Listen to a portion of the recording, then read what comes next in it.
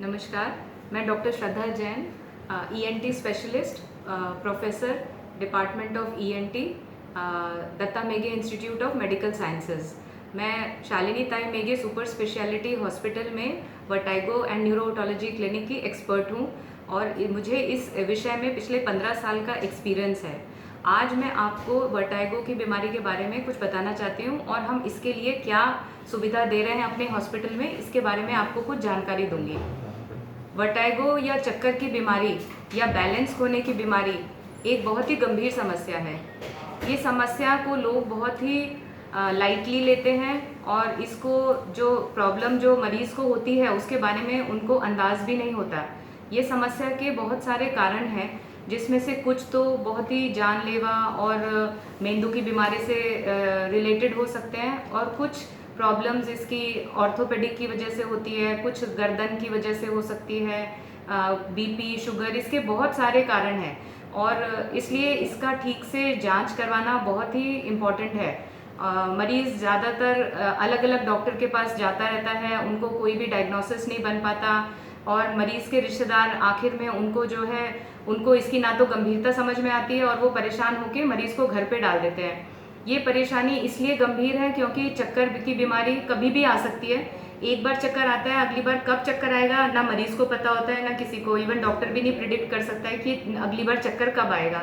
हमारे बहुत सारे ऐसे ऑक्यूपेशंस हैं जिसमें बैलेंस और चक्कर बहुत ही इंपॉर्टेंट है। मेरे पास इस तरह के मरीज़ आते हैं जैसे पायलट, ट्रेन ड्राइवर हैं और फिशरमैन हैं, जो कि चक्कर की समस्या से, बैलेंस खराब होने की वजह से अपना ऑक्यूपेशन भी या अपनी जो रोज़गार है उसको नहीं कंटिन्यू कर पा रहे हैं। तो ये समस्या इसलिए इम्पॉर्टेंट है कि जिसने पूरी ज़िंदगी उसमें लगा दी, अब वो ऑक्यूपेशन को कैसे छोड़ दे। लोग तो उसको बहुत लाइटली लेके बोल देते हैं ठीक है कुछ नहीं होता तो गोली खा लो, बट गोली जब तक खा रहे हैं तब तक ठीक है, गोली छोड़ते ही कब चक्कर आएगा उनको पता नहीं है। आदमी कई बार चक्कर में कोई साथ में नहीं है, अचानक से गिर जाते हैं, फ्रैक्चर हो जाते हैं, हेड इंजरी हो जाता है ब्रेन में या सिर में चोट लग जाती है।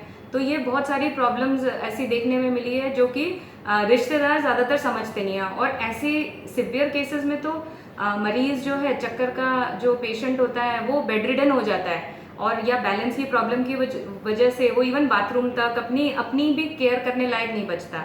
तो ये सारी प्रॉब्लम को ध्यान में रखते हुए हमने ये सेंटर को बहुत, शालिनी ताई मेघे सेंटर में हमारे पास पूरा डिटेल्ड उसका असेसमेंट हम लोग करते हैं और मरीज़ को हमने पूरा कंप्लीट ट्रीटमेंट देने की कोशिश करते हैं। अब इसमें जो आप सब लोगों को ये मालूम होना चाहिए कि चक्कर के क्या क्या कारण हो सकते हैं।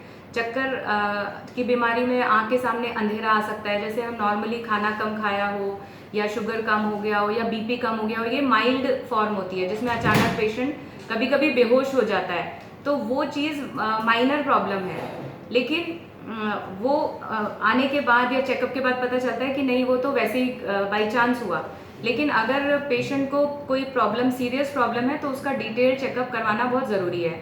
एक ही बार चक्कर अगर आया है तो भी कई बार प्रॉब्लम, कई बार ब्रेन में कोई स्ट्रोक का इवेंट या मेंदू में कोई क्लॉट आ गया है, स्पेशली जब ज़्यादा एज के लोगों में ये समस्या ब्रेन में क्लॉट की वजह से भी हो सकती है या कोई नस दबने की वजह से हो सकती है। कई बार ब्रेन में ट्यूमर की वजह से भी चक्कर की प्रॉब्लम आती है।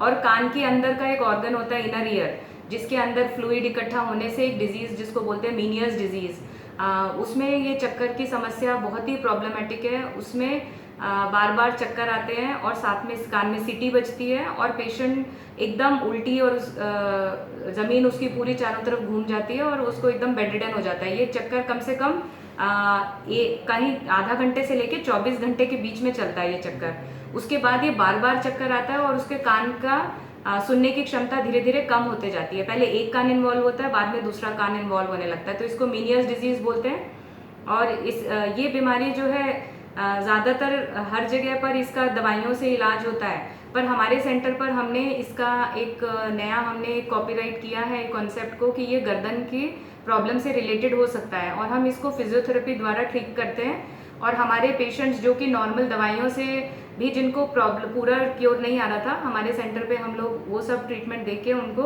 काफ़ी हद तक उनकी आगे चल के ये दोबारा से एपिसोड्स ना हो, ये हम उसमें काफ़ी सक्सेसफुल भी हुए हैं।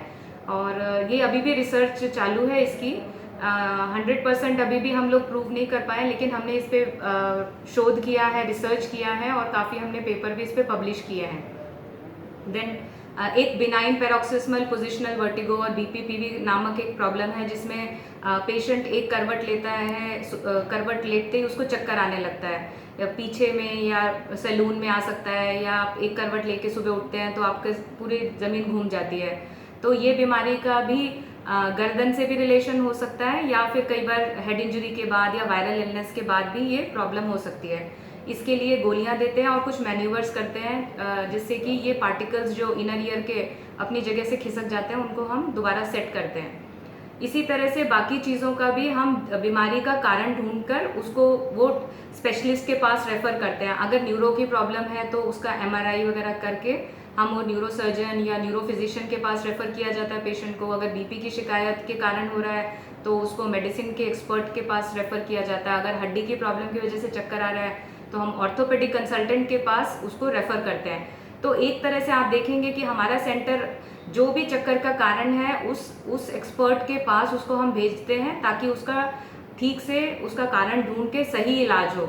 नहीं तो अक्सर मरीज ENT की प्रॉब्लम की वजह से न्यूरोलॉजिस्ट के पास पहुंच जाते हैं और वहाँ ठीक से इलाज नहीं हो पाता, और बाकी उनको कारण ठीक से नहीं समझ में आएगा तो प्राइवेट में यूजुअली एक डॉक्टर जहाँ बैठा है वहाँ पे पूरा कारण ढूंढना कभी कभी मुश्किल हो जाता है।